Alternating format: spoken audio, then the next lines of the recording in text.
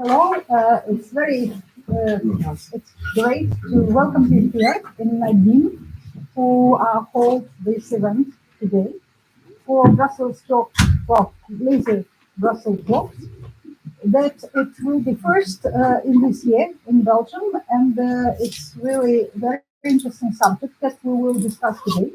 It will be opportunity, and this subject will be represented just will be talked with the three panelists and Edith Doove, who is a moderator, and he is with us.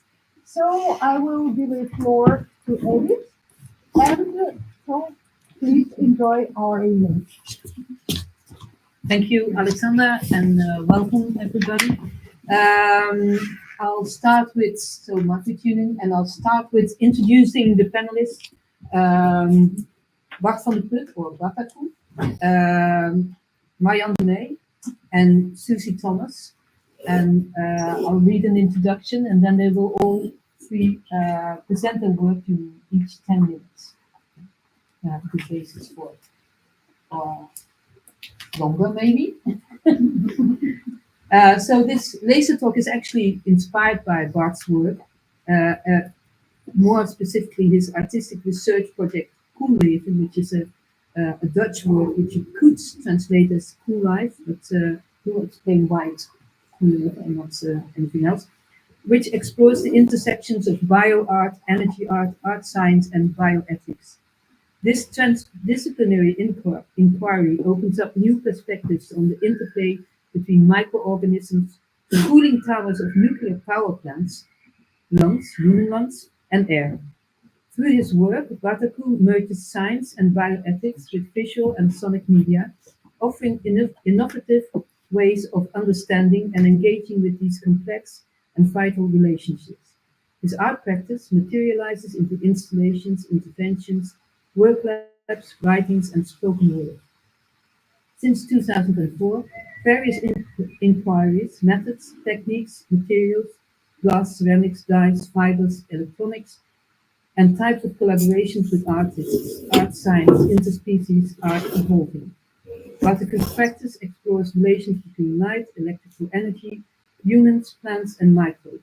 It senses for and plays with tensions between disciplines, process and result, makers and audiences, living and non-living, human and other than human. Currently, he is a senior researcher and postdoc at the Department of Philosophy of Antwerp University. He's also visiting researcher at the New Energy Technologies Group at Aalto University and the Center for Synthetic Biology at Ghent University and extra at Hasselt University. Marjan de Mey, shorter, but doesn't mean that you're not as important, is professor in metabolic engineering at Ghent University, where she leads the metabolic engineering group at the Center of Synthetic Biology. And she received her PhD in bioscience engineering from Ghent University and was visiting researcher at TU Delft in the Netherlands and MIT. Marjan's research interests are at the front of industrial biotechnology, metabolic engineering, and synthetic biology, focusing on the development of biotechnological production processes. And then Suzie Thomas is a professor in heritage studies, which might sound weird, but that makes, well, it's a really interesting mix, I do think. At the University of Antwerp, Belgium, she completed her PhD at Newcastle University, UK, and has worked in the heritage sector and in academia in England, Scotland, and Finland, which is sort of a crossing point here, before moving to Belgium in 2021. She's currently head of the Heritage Studies Department in Antwerp, and when she's not sitting in faculty meetings, she's interested in so-called dark heritage crime, and outsider perspectives on culture and heritage. So, what? Maybe explain what you do with images. Yes, hello everybody. First of all, thanks for coming. Thanks for inviting us, having us. And to not interrupt my wholly non-structured talk, after our conversation, there will be an opportunity to share a movie that is in process related to one word, that takes place in a nuclear facility. Yeah, so as I was saying, part of the works that are ongoing is a video that was being made a couple of months ago in a nuclear facility. This will not be shown during the live stream, it will be shown only for you after the conversation. It's a 15-minute draft, the fourth iteration. So, the title of the talk, the 10 minutes is microtuning, because microtuning is the overall word of the research that consists of two parts. One is Koelleven, it's more the visual aspect of the research, and the other one is Metabolic, which is about a sonic instrument, an interface between microbes within the human body and outside the human body, but I will only, because that is only at the initial stage, today I only talk about Koelleven. But let me go to the origins of the all, and that is in 2022, when you exit the town of Doove, you hit the river Meuse, you turn to the right, you have 1, 2, 3 cloud-breathing huge towers. And this image is immediately put into a particular context by the adult voice in you that says, aha, these are the cooling towers of the nuclear facilities of Tihange. That same week, I was contacted by ex-lab of University of Hasselt, where they asked me if I was interested in some kind of transdisciplinary collaboration between arts and science. In the same week, I find out that a painter that you might all know, William Turner, had been walking along the Meuse making aquarels, including of the town of Doove, missing, of course, at that moment, the cooling towers of Tihange.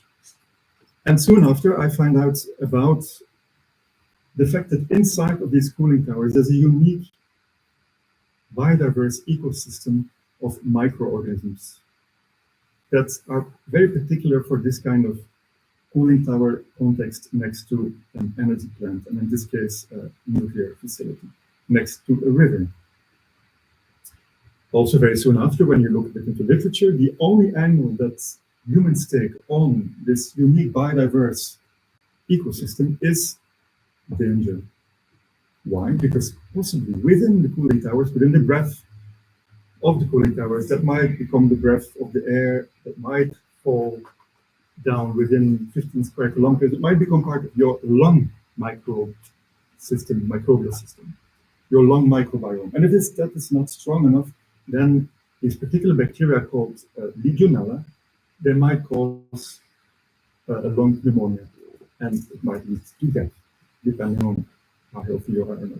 So that's the only angle that these millions of microbes, communities that are living there, are looked upon.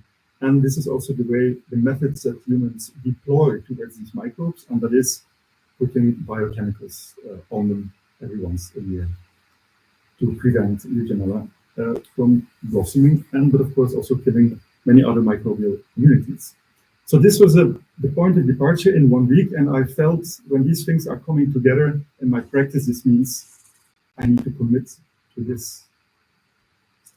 And what does this mean? So there was a crystallization at some point of kind of a beginning research question, as you might say, and it goes as follows: how to express in an artistic transdisciplinary inquiry the entanglement of microbiomes in cooling towers of nuclear energy facilities with air, water, and human lungs through radical attentive sensing and responding, possibly also named attuning. This was kind of an initial research question, as it goes in artistic research that often takes place in academia. And soon after, this research question attracted, or it came to be, a constellation of scientists, researchers. And once that these people were in place, it became also clear what kind of methodology that could be followed, what kind of research we could do. First of all, the literature research, research in the field, in laboratories, research with public. We would have partner workshops, writings, talks, visual and sonic artworks, There would be exhibitions and public workshops. So this is kind of the framework that was coming to be. And a very important notion that came to the surface was the notion of attuning. Up until then, I had been working very much inspired by notions of improvisation music.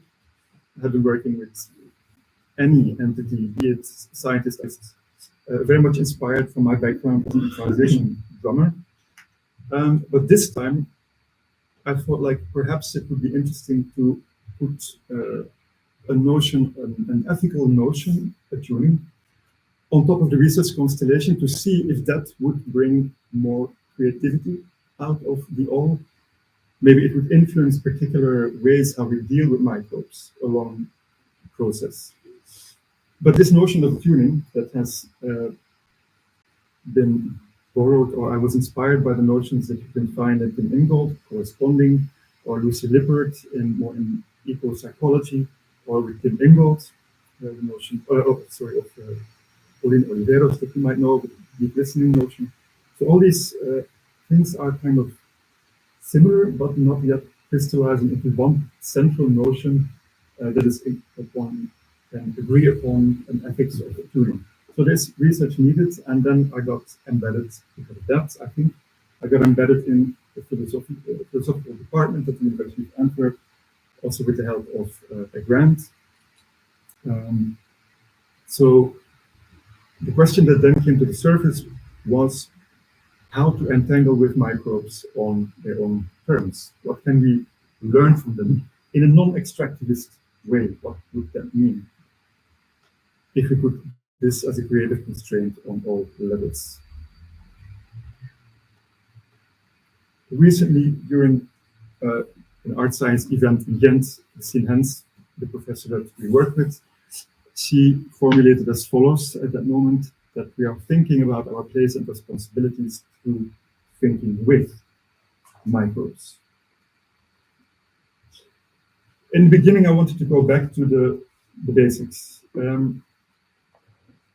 What is our relation with microbes without using technology? So if we try to have an embodied relationship with microbes, how would this work? How would this look like? Because what I didn't know, for example, was that before the microscope, humans were already capable of seeing, detecting microbes from within the eye. It's called entopic vision, and traditional healers for hundreds of years have been using this technique, sometimes with the help of biochemicals, to be able to see the shadows of what we would call pathogens in the retina. If you look at the blue sky, and you look for a while, you will see probably little explosions. These are your white blood cells. If you look a bit longer, you might see a shadow. That's your red blood cells. If then some little minuscule shapes will form, that might be the shape of bacteria that are too dominant in your system. So a visual relation with microbes, microorganisms, existed before the microscope was invented by a couple of people around the same time in the 18th century. So first of all, the pre-technological connection, and we do this with a group that I'm part of, the Wait and Hear group, and we develop, with the knowledge that we all have and techniques, we try to develop a sensitivity for new landscapes that we are in. So here, for example, we are, with eyes open, we try to be in connection with the water of a melting glacier in the north of Europe.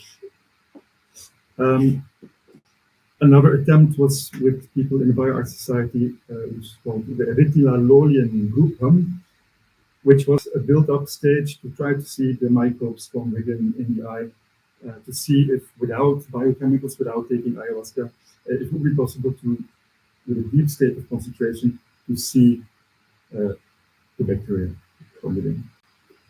Or, for example, we try to be in physical contact with bacteria, namely cable bacteria, that you could really see and touch if you are a bit trained, if you know how to do this.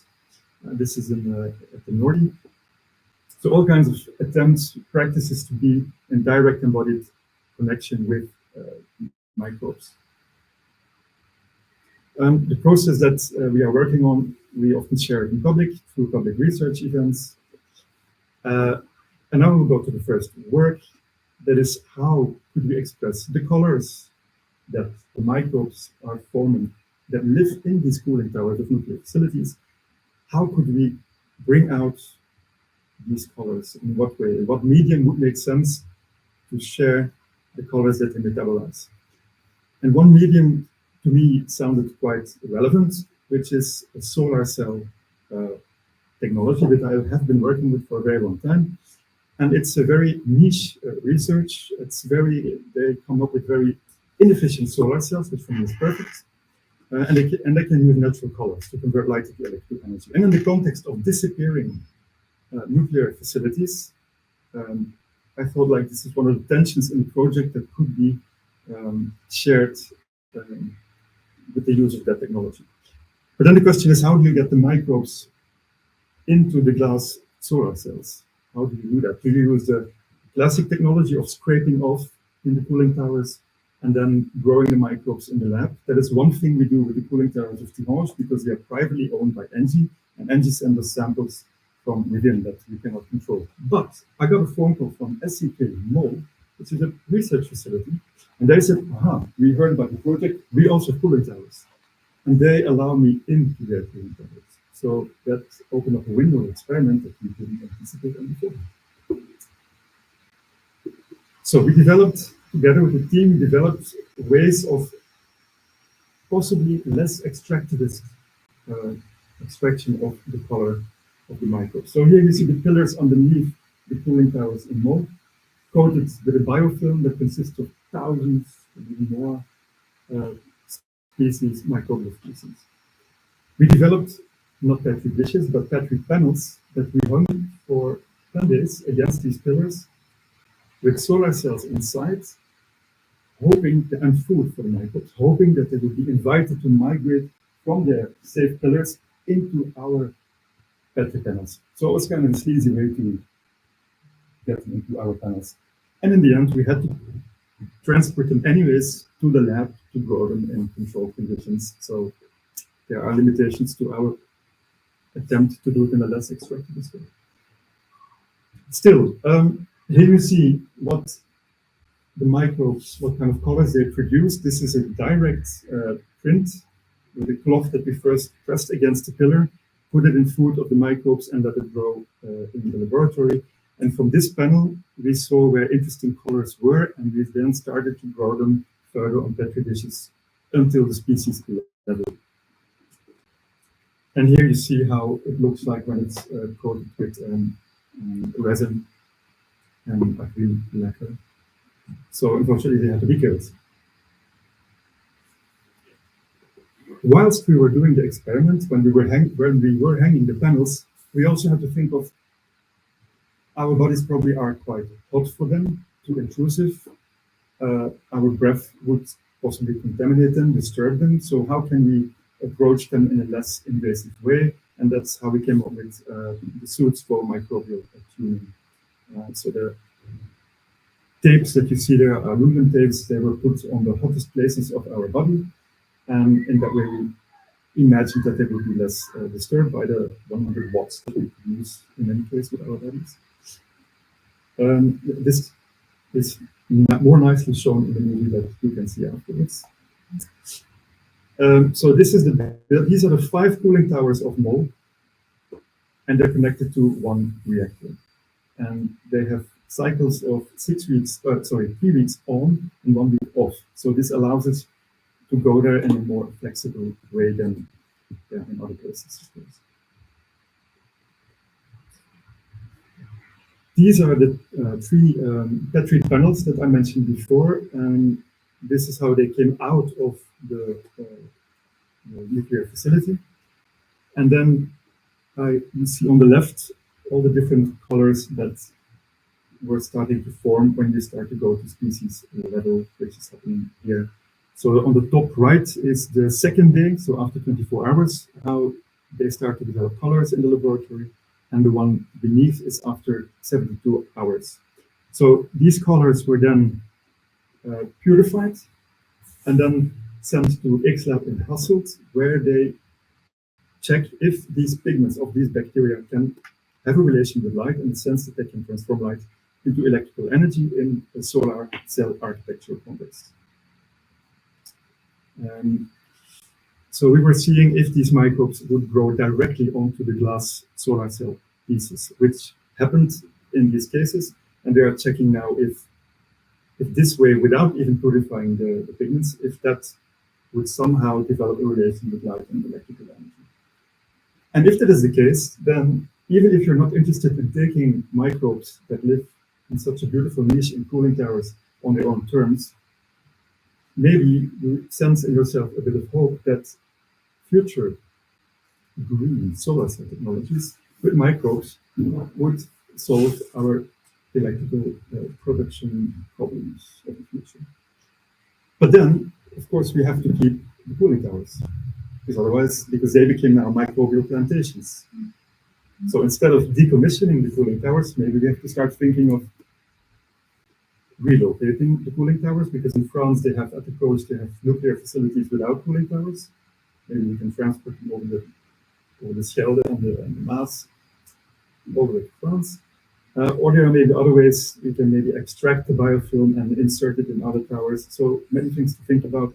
So we are developing a protocol with various scenarios for the benefits of the bacteria. This is a moment when solar cells are being tested. And maybe one important thing still is that the death of the bacteria is a very interesting thing in labs, of course, also because when the bacteria that we now have, they are being identified again, and then they also, some of them are being preserved in the Belgian microbial culture collection. So they're stored at -80. And then maybe an order comes from somewhere in the world, they say like, we would like to have that bacteria, and then with a particular protocol, these bacteria can become alive again. So they are kind of in a zombie state at -80. At the same time, when these things were happening in Holland, at the University of Delft, they developed for the first time a nanomembrane that allows you to sense the movement of bacteria. So it was the first time that, with the help of technology, that you could listen directly to bacteria. And again, it is put in the context of possible pathogens. So they make profile of bacteria, sound profiles, and then they can detect faster if it is a possible pathogen for human beings. For us, it was more interesting in the sense like, okay, we can now try to practice some listening exercises to these bacteria. And I also noticed that if you listen to this file of 22 seconds of the death of one single bacterium, an E. coli being bombarded by antibiotics, if you listen to it when it's dying, 22 seconds, and you put the death process in reverse soundwise, so you do an undying, and you play them together, there's an interference. There's suddenly some moment of silence in the soundwise. So we've been training in some public events, we've been training people, humans, to imitate these 22-second sounds. The one of the death, of the dying, and the one of the undying. And then these people are brought together, and then they sing or perform together the dying and the undying. And it's quite interesting how people then, when they hear afterwards only that they were imitating the death of one single bacterium, how big the image is. This is maybe of lesser importance, so maybe I mentioned this. And of course, part of this kind of artistic research or artists and science collaborations, we come up with some articles. Some of them are now in production.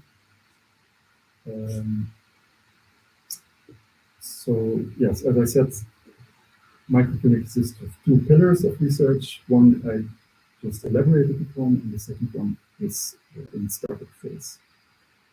So to conclude, perhaps what we all share, I think, is that we try to enrich the fields of bioart, artistic research, environmental sciences, and humanities with a multi-perspective and multi-species narrative.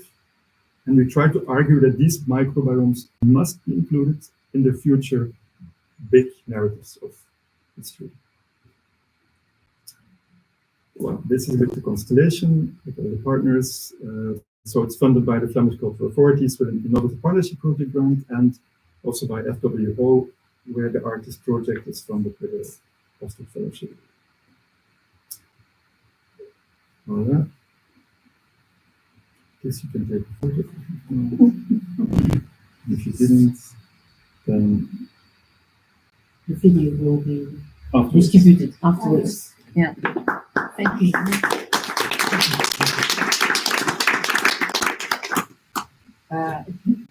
I'm ready to inspired for many other questions, but we'll first do the presentations and then the questions. So I'm going to talk a little bit about my background and then how our research is actually complementary with Koelleven. Just a small introduction on our field, or my field. It's microbial biotechnology, where we use microorganisms like bacteria or fungi or yeast. And typically we use them as a cell factory to produce all kinds of materials, products, mostly from the point of view that we want to improve the quality of life. And actually, if you think about this, it is as old as humankind. Probably you all then think about beer or wine or bread.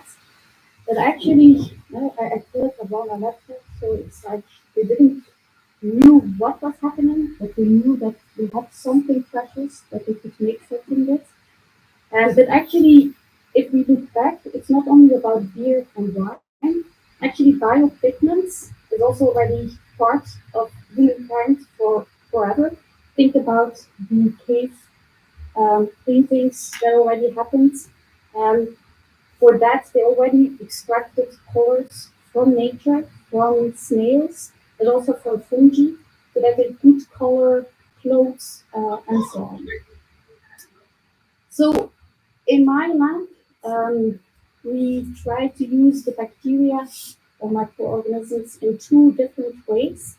So one is where we really engineer the bacteria so that they produce all kinds of products that are interesting, like these bioethics or plant metabolites that are having functions that is interesting for us. And then typically we will grow them in a reactor, like you can see here. And in this case, the product that we are making is also very yellow, and that's the product is giving that yellow color to the growth in the reactor. The second way of how we use bacteria is that the bacteria is not used as a cell factory, it actually is a product as such. And that's in materials then. So for example, in saline materials, where you can grow fungi in a way that they make these skins that are like leather-like materials. And so Koelleven and the biopigments is of course more related to the way where we use the cell as a factory to produce these biopigments. And how this is complementary with what we do at Ghent University, and where the origin is actually coming of search in biopigments. It's based in the lab of microbiology of my colleague, Professor Anne Willems, where Bart was already preparing of. They are also keeping or maintaining the Belgian collection of bacteria. And they have already quite some tradition in looking at biodiversity at special niches. And one of these is actually the rural station in Antarctica, where they actually look at what kind of biodiversity can we find back in this environment.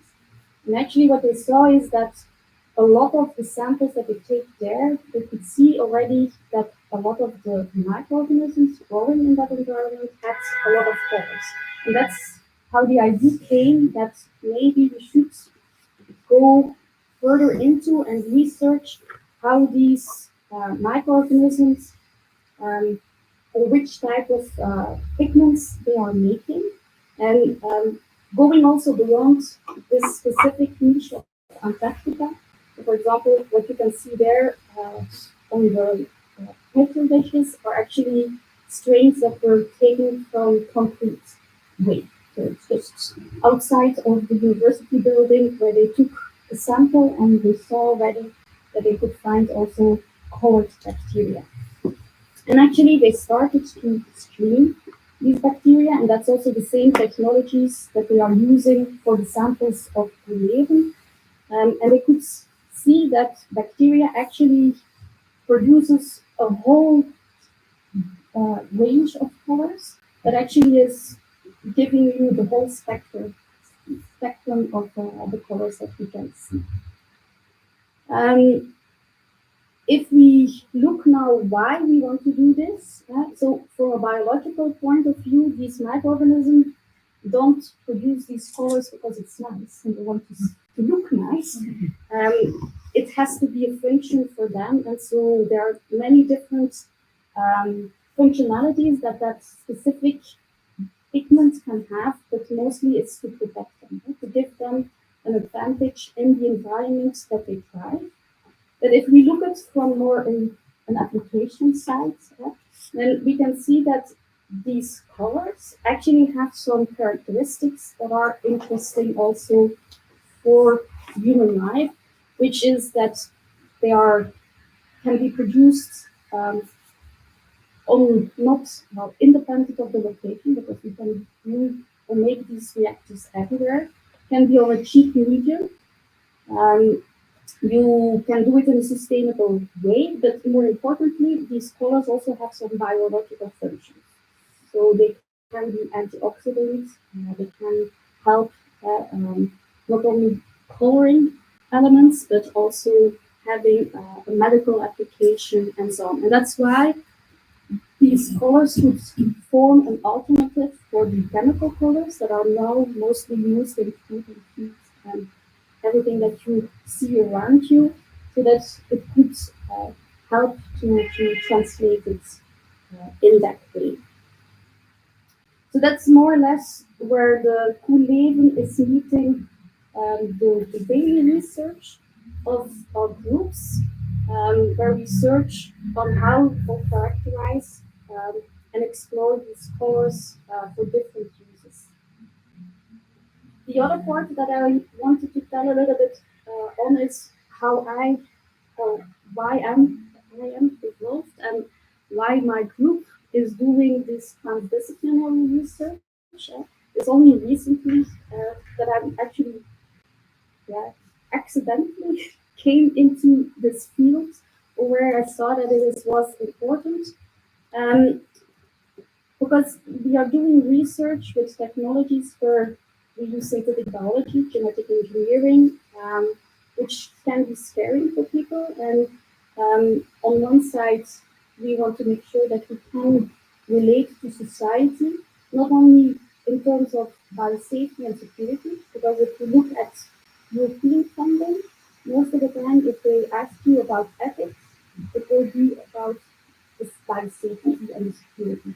But actually, I also wanted to involve a little bit more reflection on what we were doing and to see if what we are doing is also right. I mean, there is no right or wrong, but to at least be aware of it. And yeah, then transdisciplinary research is one way to try to install that. So we started to work together with bioartists, but also with designers and then Edith to see how we can reflect from these different angles on what we were doing, but also what we are creating in the lab. That's also why my group in the last 5 years changed quite a lot. So where we had before only different profiles of scientists in the way of people who are doing the fermentations or more computational biology, together with a business developer from an economic point of view. And lately, so the bottom row, these are all artists and designers that are in the lab or that we are collaborating with, and then together with Edith. So I don't have any Edith based in the lab, but we are still collaborating a lot. And so, how do we see these encounters or this teamwork? In one way, we like to inspire the scientists to be more creative and to see if using techniques of artists to stimulate creativity, if we could translate that to the scientists in the lab. Because actually being in the lab and doing experiments, you also have to be creative. On the other hand, we also want to try to inspire the artists, for example, to see or to help if they can be more sustainable in their practice, but also in new technologies that we develop, how they can use it in their practice. This is one of my favourite models from Philip Stone, who's a dark tourism scholar in the University of Central Lancashire in England, who tries to characterise levels of darkness. It's a little bit, in some ways, simple, but it's a good starting point for thinking about how dark is dark heritage and dark tourism. And as dark heritage goes, I think places of nuclear colonialism test our limits in terms of comprehending not just violence and toxicity, but also temporality. These are places that will be dangerous for a very long time. Another thing that's interesting to me is wicked problems. These are problems that are seen as a challenge for which there might not be a clear answer or no way to solve the problem after only one intervention. And I think this also affects our understandings of heritage. Ethical questions and concerns over a rapidly changing planet have led some scholars to think of pertinent themes such as the legacies of colonialism, the impact of climate change, and also the anguish of contested pasts as what might be called wicked heritage problems. Heritage futures is also an emerging frame within critical heritage studies. The subdiscipline of heritage futures reminds us that heritage as a concept is not only about the past. So we often associate heritage with history, but it's as much about what those reminders of the past mean to us in the present, the memories that we build, maybe even mythologize sometimes, and how we engage with heritage in the present. It also points to the future, as many of our global heritage policies, such as UNESCO World Heritage lists, attend to how to preserve heritage for future generations. So although nothing lasts forever, we try to keep many historic sites and monuments protected for as long as we can. And I think the concepts of stewardship and custodianship also sort of feed into this idea of keeping things for the future. So in this way, I think heritage studies is exceptionally well placed actually for thinking about these long-term issues, not just the past and the present, but also potentially very far into the future. So Heritage Futures has been the focus of several large-scale projects already, including aptly called Heritage Futures project, which was developed by various researchers based at universities in the UK and in Sweden. And they came up with 4 themes of Heritage Futures, which allow to reflect on the challenges that preoccupy many of us, whether they're wicked heritage problems or simply wicked. So the first one is maybe uncertainty. The future is always uncertain, and with rapid environmental, technological, and societal change, uncertainty is the only thing that's certain in many ways.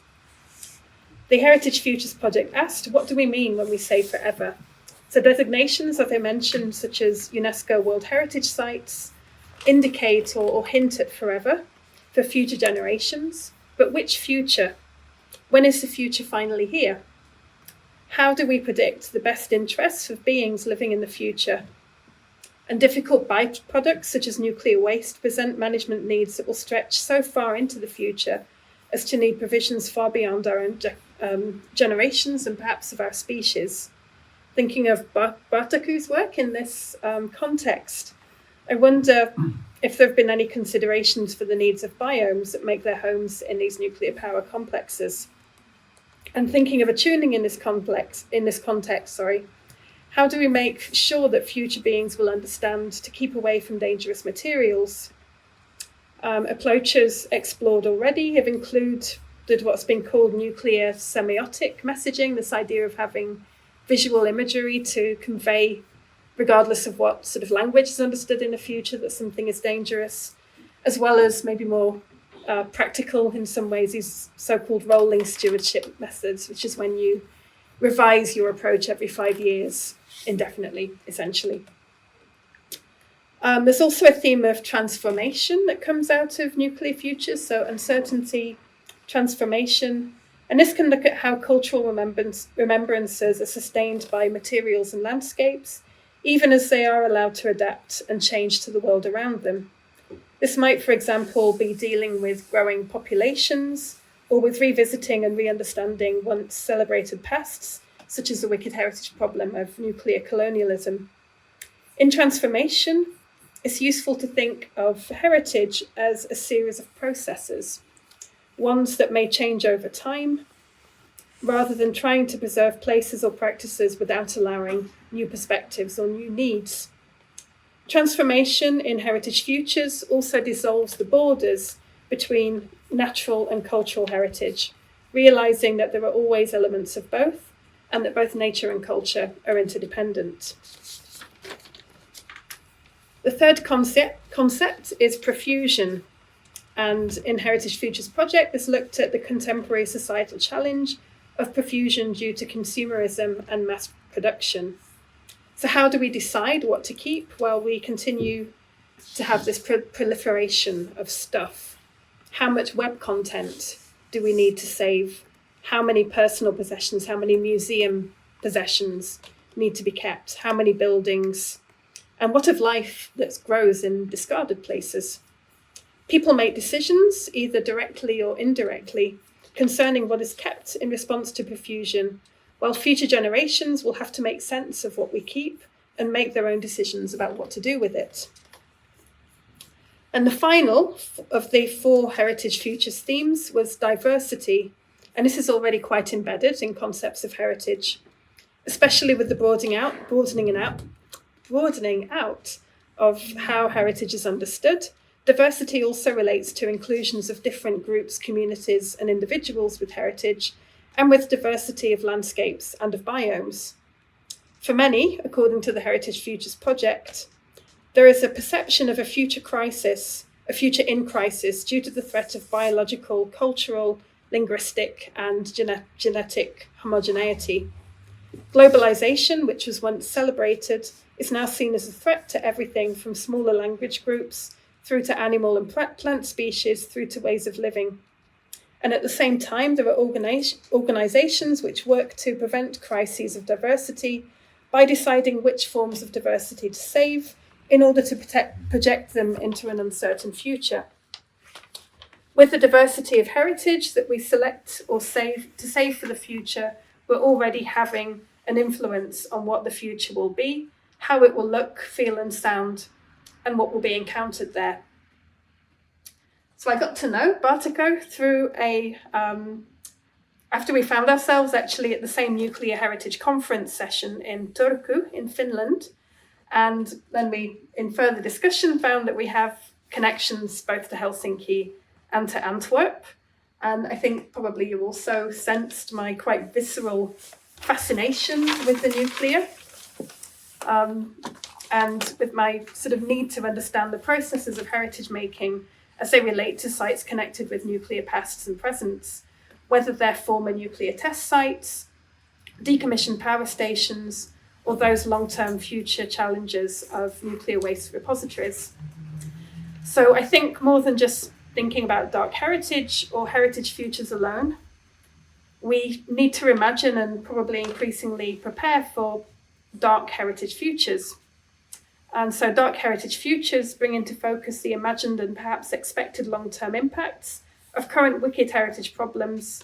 Necessarily, we have to consider also the non-human, the more than human, and the non-living, notwithstanding that for many cultures, objects that we in the West perceive as non-living are living, do have life forces.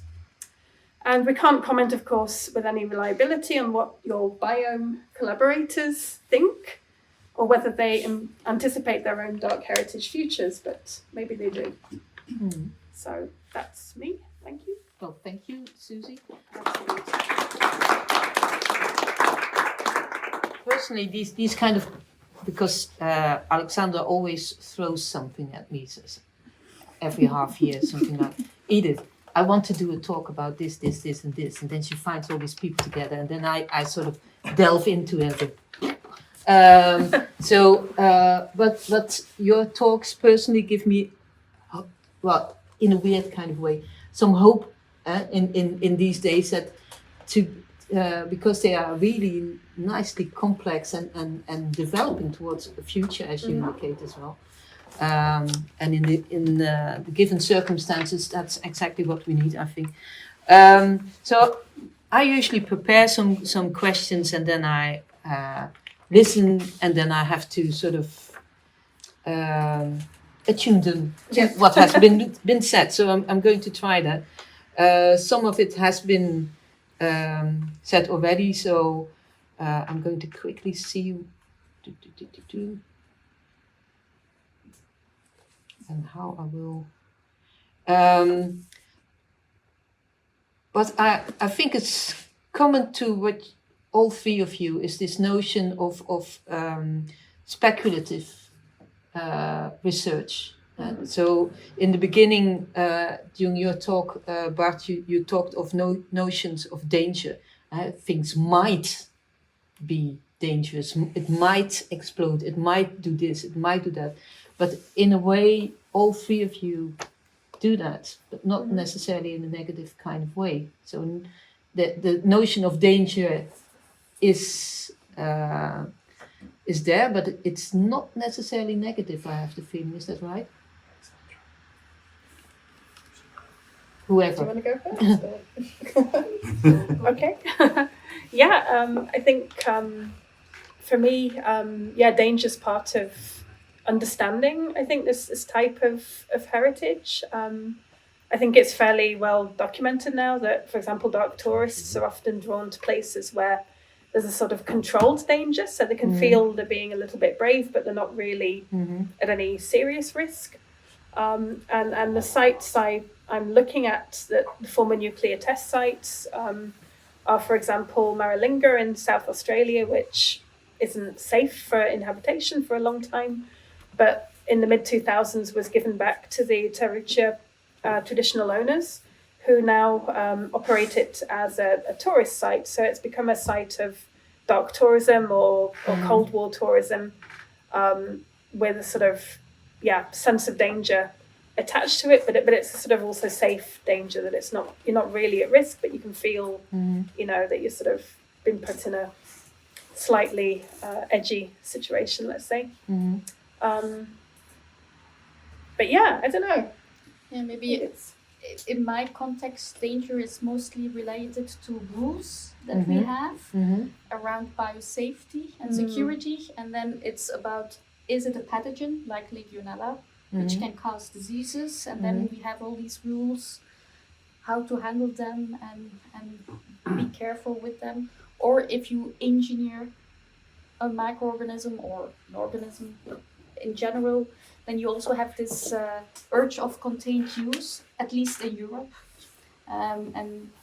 That's giving some limitations sometimes, that we think of, there's so much potential there, but sometimes it also limits you to explore it. And I think, in a sense, with thinking about or trying to have these artists in place with you helps you also sometimes to lose these boundaries and to explore maybe elements that you won't explore before.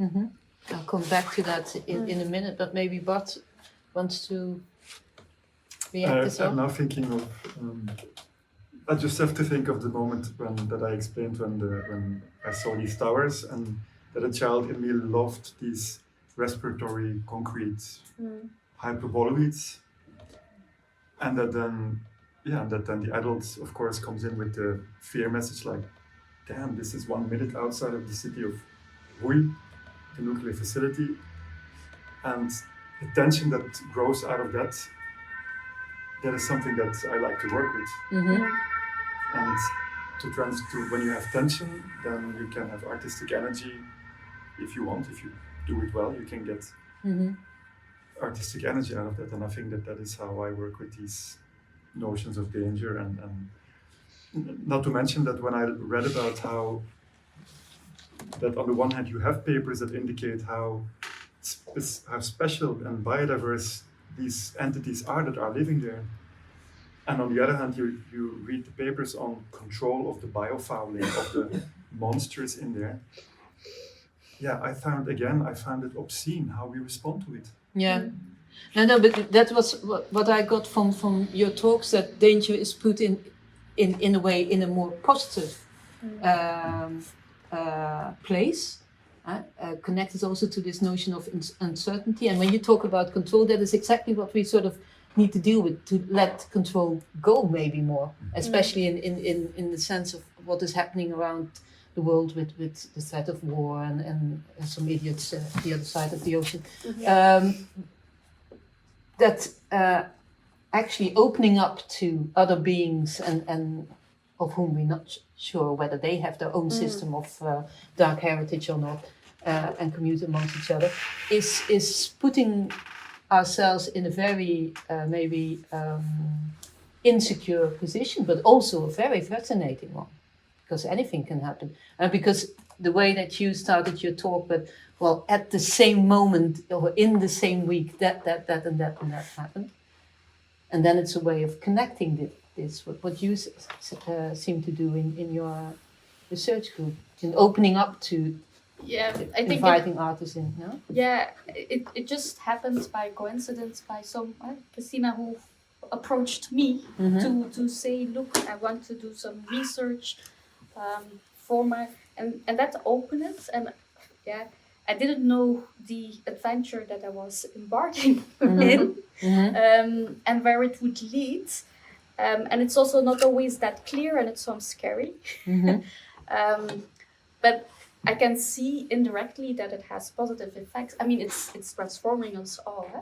Yeah. So, and I hope in ways that what we are doing, like, because of that, we also thought about like ethics by design in our work, where we already start to try to think about from the start, in the beginning, and not afterwards. That we do research that is meaningful for society and also accepted by society. Yeah. Much easier. May I interrupt just a second? Yeah. Because I was thinking about the same thing about the ethics you were talking about. And I was wondering if you take the point of view of the bacteria.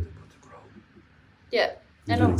Yeah. Yeah. Because you have the imbalance of right and wrong, which no one can talk about. I mean, can talk forever about. No.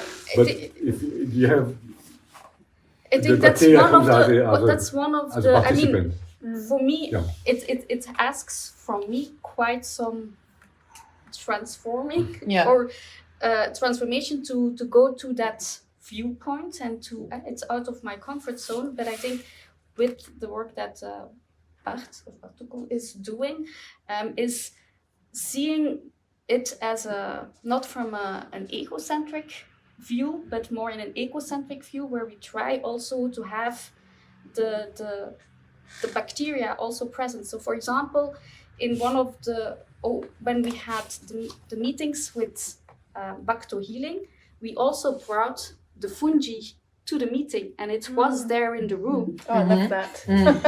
I mean, just that we are aware that we are talking or that we are deciding about that entity. And that's, of course, something that we would never do from how we are trained as scientists. Huh? Yeah.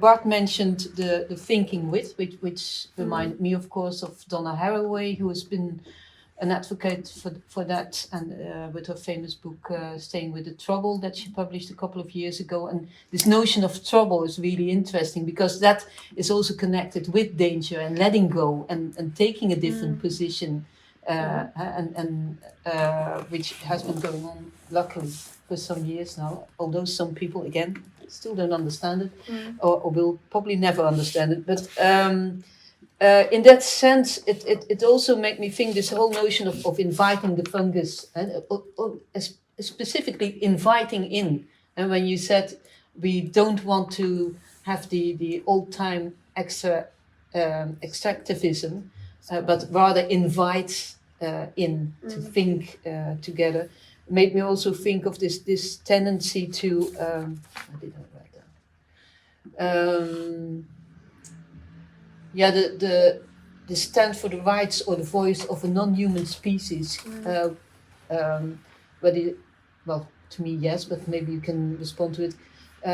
Could be compared with the tendency to give rivers a voice, or Latour's Parliament of Things. And so in New Zealand, there's the Wanganui River, who has now human rights, or rights on the same level as human rights. And so it's this tendency already since a couple of years that the human is luckily not only seen as the own soul and only inhabitant of this earth. But do you think there's a similarity there? When you talk about heritage, for instance, a river that suddenly has... Yeah, absolutely. Mm-hmm. I'm actually writing a lot about this as well. I also look at heritage crime, and one of the areas, very connected in that is environmental crime. So indeed, this is river in New Zealand. There's one in Australia now as well. But I think the interesting thing there is that the river still has human spokespeople. So when there's a discussion that the river in New Zealand is involved with, there is an environmental scientist and a Maori representative of the local community who speak on behalf of the river and interpret. And I think that must be the same with the biomes. They can't actually tell you what they think, but you try to create this connection or this understanding through the engagement that you have. It's also a matter of skill, isn't it? Because you have to put yourself in the place of a micro. You have to try and imagine organism. Exactly. But I think it's also not only looking at the microorganisms from one point. So like in the cooling tower, the Legionella, who is dangerous, and it is dangerous. I mean, it can be dangerous, but also it can have purposes or elements that are good for the environment also, or for other elements, and that's trying to see behind these little, how do you say, hokjes, thinking in squares, that you put a label on something and then not thinking anymore about actually it's much broader. But then in that sense, so the list of things that could be good for human life, mainly, doesn't that have the danger of colonialism and But a new I think, form of colonialism? I think the way that we have to think is not if it is good for human life, if it is good for the eco life, where humans are part of, but not the center or on top of it. And so we have to try to, or at least that's my point of view. That we have to try to balance that out. Because otherwise we may some forgets or see something over that then goes in a negative way. I'm going to read one of the longer questions that I prepared. Which is for anyone who wants to. So again, this notion of serendipitous alignment or mere happenings that you talk about that guide you in your research, which must be strange for a scientist, although discoveries have been made by accident.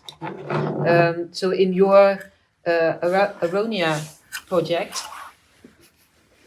I'm a bit distracted here, but you talk about sudden epiphany-like events that you situate in between the realm of the plantation and yourself. Accidental findings have been important, as said, but it seems you integrate these almost as a technique on purpose. The moment because you said, well, if that and that and that and that happens, it means I have to respond. So has it become a technique for you as an artist, or no? If it becomes a technique, you lose it. Yeah. The notion I think that you could refer to here is the Wu Wei, Yeah. which means doing and not doing. Mm-hmm. And I think it is situated in that realm. Yeah. You're well, in that particular case of the plantation, I've been there for years, a lot of time of my life, but very often just aimless wandering, like without no reason. So except that I felt attracted to that place. Yeah.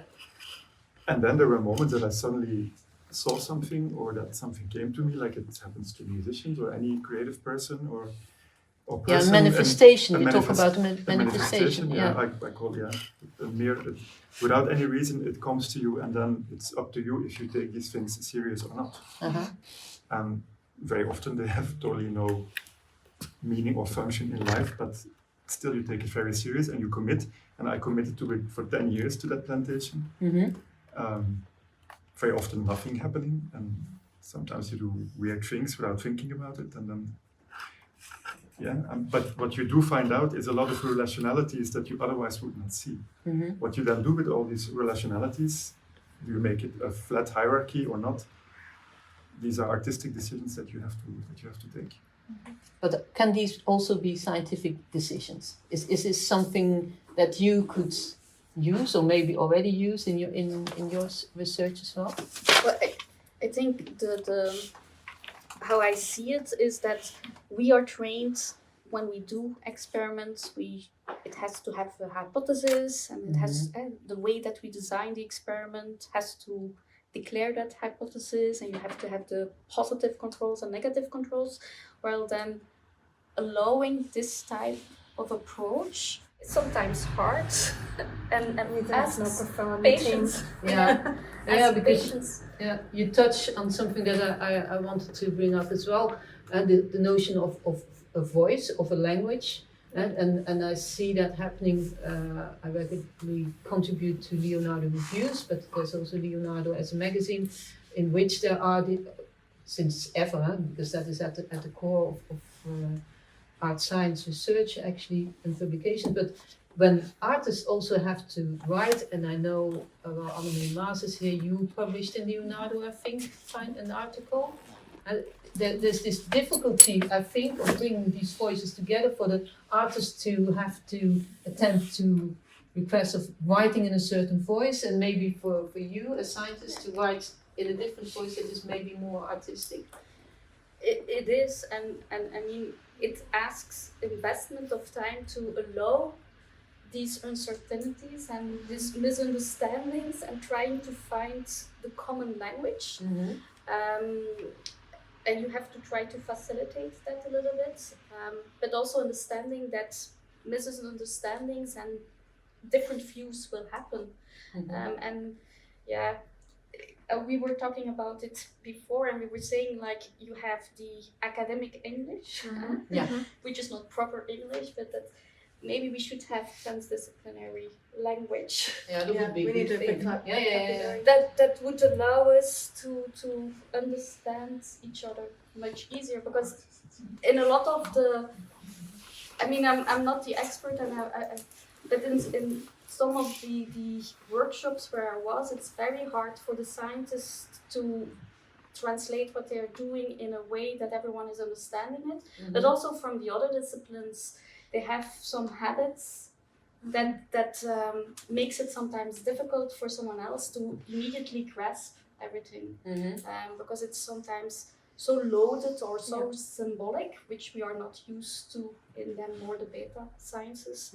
So then it asks a different mindset, which not everyone has immediately. But this is also a challenge if we as artists are doing this transversal work. We have to invest a lot of time in all these vocabularies. We need to be knowledgeable to some extent of philosophy, ethics, microbiology, physics, and change discourse every 5 minutes. It's a lot of our time goes into that. Yeah, but on the other hand, the scientists should also really delve into the effort. That's where transdisciplinary or co-creation comes now. If everyone understands and respects each other, and so everyone makes an effort to try to understand each other. And so it has to come from all people in the room there. Well, I must say that in all the years that I've been, and that's now already quite some time, busy with art science projects, I've never heard a scientist talk the way you do. That's really amazing. I find that really very inspiring because we've been doing these talks now since 22, I think, and I always not laughing. Well, I had to laugh, giggle a bit about some of the presentations of pure scientists who have a completely different way of making their PowerPoints, for instance. Quite often they have these sort of emoticons. You know them? Yeah, exactly. And it's sort of the cliche of a scientist that uses emoticons to make it, well, it's science, but it can also be funny, you know, that kind of way. But so, yeah, there have been really beautiful examples of that. Nice guys, by the way, and women, but still. So I think this call for a transdisciplinary language is really interesting. And as said, Leonardo has been. What is emoticon? An emoticon is like a smiley, and so. Yeah, or a sad face. Or... Yeah, and so while Leonardo has been at the start of this art science collaborations, the attention for transdisciplinary language has not been fully there. So I would like to open up to maybe the audience. So any more questions? Yeah. Right up my field. So Peter. thank you very much. That's very interesting. There is also a recent way to see AI as a different kind of life form, or even to coexist. It, of course, can be a bit ridiculous, or it can have something. In your talks, you didn't talk about AI, but potentially maybe you might use in the laboratory for making research, for getting a summary on complex scientific things from the archives or from cultural history. I would just like to have your opinion if it was part of the project or how you see those as part of your activities. Shall I start? So maybe in Koelleven it's not as such part, but it's part very hard from in my research. We actually have a project, a European project, where we see how we can merge AI and life sciences or biotech, synthetic biology really well. And so we also deliberately in that European project added like a program for artists in residence, where we really also made sure that, I mean, most of the time, and maybe some people will be offended, but if you look at European projects, the communication partner of these they get a minimal budget. And so when I reached out to the BioArt Society in Finland and then Biofaction, I said, no, you have to ask what you need to have a proper research or artist in residence program, so that we really also can have a fully implemented way of thinking about them or reflecting and the ramification of AI and synthetic biology in society. So yeah, I think it's one of the technologies that is influencing quite a lot of different disciplines, no? The partner that is not here, the X Lab in Hasselt, which is also a place that opens up for adventurous cross-sectional workings. They're doing the work on, amongst others, on cable bacteria. And their take on it is, of course, in bioelectronic futures. So cable bacteria, they produce electricity in wires, so they make wires, and inside the electrons are moving. So that opens up ideas on bioelectronic devices, and perhaps, who knows, at some point, bioelectronic intelligence, which would be the perfect, more than human counterpart of AI. We would have finally a polyperspective, multi-species kind of intelligence that could be a bit more wise, perhaps.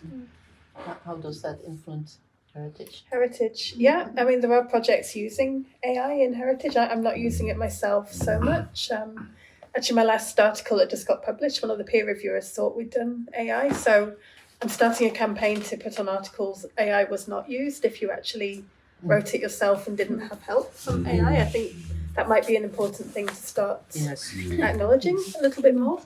But we have a really nice project in my department, actually just started also from the FWO, called Hearing the Past, where AI is being used to reconstruct, also using historical accounts and recordings of how Antwerp sounded in past centuries. So reproducing the soundscape. And I think this is a really interesting place. A project I had earlier on, when I worked in Finland, I was in a project called Lapland's Dark Heritage. So it was a really cool name. And one of the things that we excavated, it was partly archaeological. We were looking at the legacy of the Second World War in Finnish Lapland, and we found fragments of records. And so, my colleagues have been looking to reconstruct also the soundscapes of mostly German military encampments. What music were they listening to? So I think it can be really useful for some of these things. And I think also for sort of repopulating the past in a sensorial way as well, that, we also have olfactory elements, sound elements, and so on. There's a lot of potential, but I'm also on a personal level a little bit resistant that, also humans still do have a role. And actually, I was thinking earlier, because we were talking about danger, I think the flip side of that is safety. And I was really interested, Mario, that your sort of main consideration of safety and ethics is very much around sort of biosafety and that sort of thing. And in my work, it's much more around protecting humans, not that are necessarily going to be in contact with something dangerous, but sort of on an emotional level. And I work a lot with this idea of burden, especially with communities that have been harmed in the past, and a lot of consultation with colleagues in the Marshall Islands, where, because I'm interested in Bikini Atoll, is actually also when to back off, that we shouldn't always extract information, that sometimes just the status of being a researcher is already very harmful to certain people, that have their experience of being researched in the past has been a very dangerous and harmful experience. So even if you're coming from a good angle and you're trying to be helping by raising awareness and giving a voice, it's not always welcome. So it's also, I suppose, there's a non-human, there's a more than human, but there's also the coming back to the human. And that's also very, very important, especially in heritage, that we're not entitled to all knowledge. And sometimes we do just need to leave well alone, and that's fine. But we're not entitled to know everything necessarily. And there's one other relation between AI and what we are talking about. That AI is revamping the nuclear. So instead of the phasing out AI, every time you do research, it's 20 times more energy required than a Google search. So many companies are going into buying nuclear facilities one way or another. So if you think about it, every time, a big question. Yes, a big issue. But it means that for my stance on it, the microbes and the cooling towers, the more you use AI, the more possibility for the microbe communities to thrive. We're supporting the microbes. Maybe to nuance, not all AI is relating on this amount of energy. So there is a lot of AI or machine learning that we use that is actually not like the ChatGPT or whatever. So I want to nuance that also a little bit. Yeah. Good to hear that. Yeah. No, a lot of the AI or machine learning that actually is used in science is not based on this huge computing power needed. So we use a lot of AI or learning techniques that is not like a ChatGPT based system. It's not like mining Perplexity Bitcoin that's or- using loads of energy. Yeah. Yeah, I want to continue. I probably want to lose my thread, so bear with me. About this AI, I think the problem with AI these days is that we still are in the stage of mimicking the human brain or trying to make a new brain. And I see AI more as alternative intelligence, as like on a bacterial level or in a non-human level. And I think the moment we have an artificial intelligence that mimics the bacterial intelligence, we will have maybe a different approach to this intelligence, also energy-wise. It's going to be maybe less low energy, or and I want to come to my favorite work of art. It's by Piero Manzoni, Merda d'Artista. If we talk about bacteria and danger and safety of. So my question is towards the heritage side: is there ever like some preserved shit of a pre-industrial human, or and compared to the shit now, and what did we lose? How poor did we get into our diversity of bacteria, and maybe we get some. We delve into bacteria outside of the body, but we are the perfect factory of billions of bacteria, and we are so scared of this bacteria that come out of us. Maybe we should start to love. I can tell you a fun fact. Before Me too, later. yeah. Lots of fun facts around shit. Great. Yeah, we need an emoticon. Yeah. Yeah, I was going to say, There's an I emoticon know for an that. emoticon Yeah, for that. exactly. Or how my professor used to say, you have in the bacteria, you have the bad, the good, and the ugly one. And so most of the time people know the bad ones because these are the ones that are pathogen and that causes diseases, but actually you have a lot of good ones also. Bacteria. And these are the ones that we have to understand better and that we have to appreciate. It's the ones that are in your microbiome in here that helps you to deal with everything or to digest and so on, but also in the environment. So what I was going to say was my fun fact is I used to, before I moved to Scotland and then to Finland and then to Belgium, I lived in and worked in York in England, and in the Jorvik Museum, which is the museum of the Viking period in York, they have the largest coprolite in the world, so the biggest human poo on display. That was my fun fact. Yeah, and mine is so that's poo heritage. That there's a researcher who has looked into, who wanted to know what is happening in Greenland. And now that it's melting and bacteria actually color the ice and it melts quicker.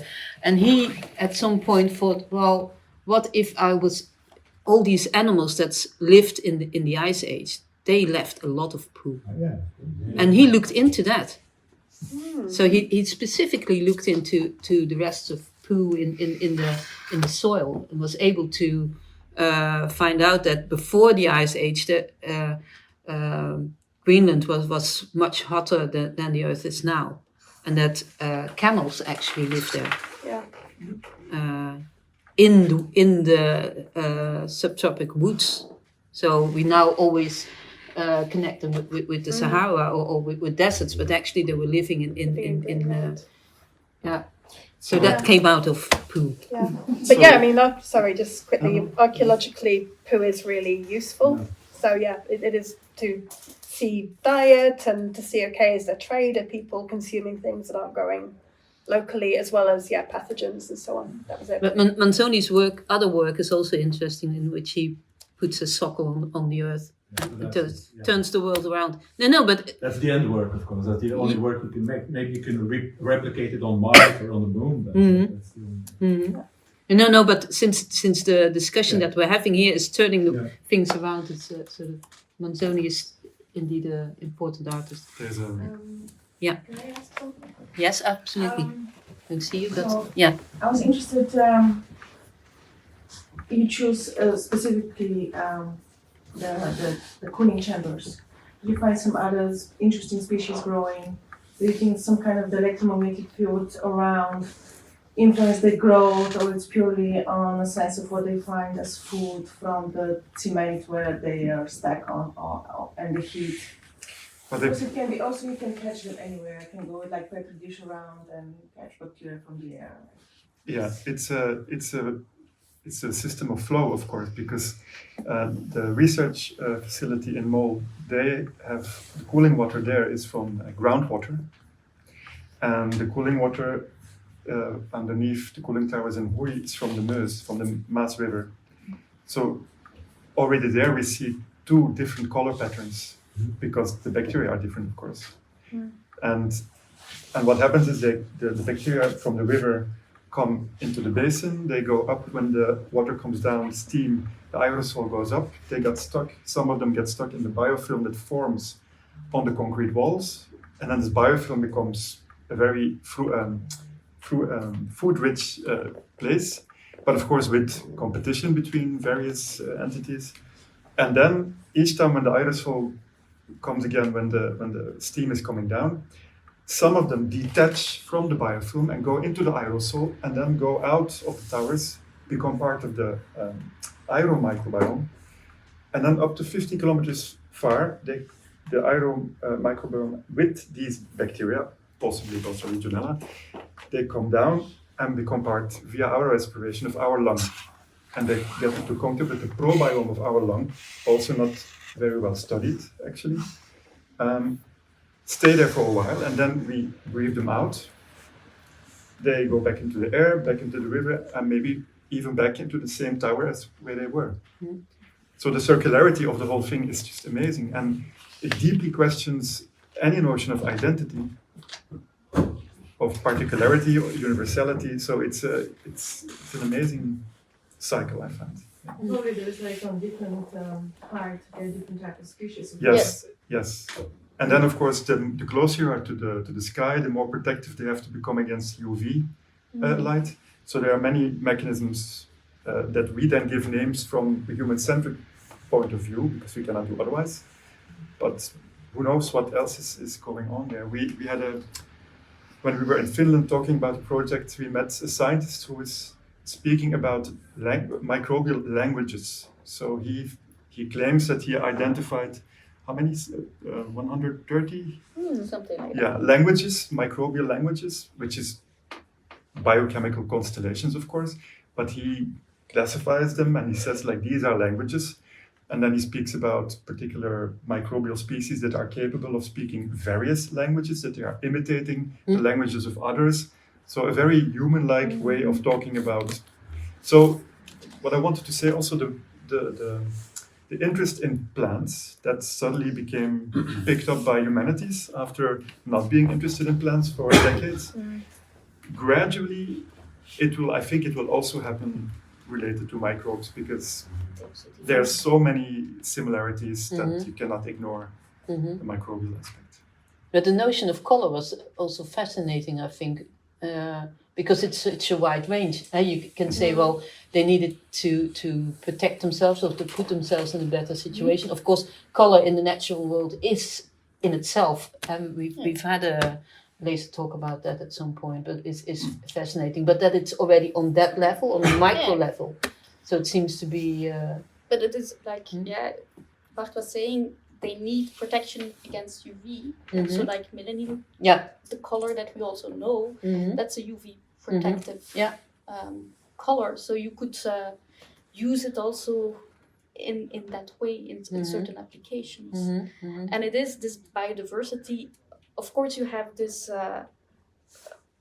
what we call the mesophiles, which thrive more or less everywhere, and they have diversity to compete to each other. But then you have these extremophiles, and these are the interesting ones, because because they are thriving in these extreme conditions, they have a complete different metabolism or mechanisms to protect them from that extreme condition, like in geysers or on certain spaces, like on Iceland or The SIK Mol, they are specializing in microbial survival in space. So they're doing microbial deep space research. So they're sending spirulina up to space and food, of course. But they also told us that in the tubing that is taking the excess heat of the reactor and transporting it to the tubing system, which is separate of the cooling tower, in that tubing system, they find high radiation resistant bacteria. Ah, okay. They are not stored in Ghent. They are stored at LCK. Because if you think about space and if we want to travel into space, the biggest cost is actually bringing everything up. Yeah. And so if you can program it in a bacteria, everything, then you don't need a lot. You just need. Yeah, you need. Yeah, So- exactly. Yeah, I read and about then you that. and then you just can then Yeah. see what do you need, and then you grow that bacteria and you Can eat it or you can eat it or yeah. you can extract the medicine or you Yeah. can let it grow to make your space station or Yeah. these Future kind of- heritage. yeah, or Yeah. even produce your fuels so that you can actually travel further than what we can now. So Yeah, they will outlive us anyways. yeah, Huh? Sorry? yeah. They will outlive us anyways. Well, that's for sure. Yeah. They are. And they come maybe already They are, from. yeah. I mean, Yeah. there is a saying: we you're cannot not survive without the bacteria because Yeah. we need them, but But they can bacteria survive can without us. survive without But us. they are probably universal anyway. So came already from outer Apparently, space. the metro in New York is the hotspot of the amount of bacteria, diversity in bacteria. So you should take, when you're a mother, when you have a baby, you take the baby to the metro in New York, you let them eat from the floor, and then they will be Immune. Immune for everything. Immune for everything. Yeah. Yeah, I see a new kind of tourism. Yeah, very dark. Are there any other questions? If no, if not, I would say let's conclude it because we also have the possibility of seeing Bart's film, which is really interesting, and I'm keen to see the last version of it. So if that's okay for everyone, yeah. Thank you very much. And thank you for moderating.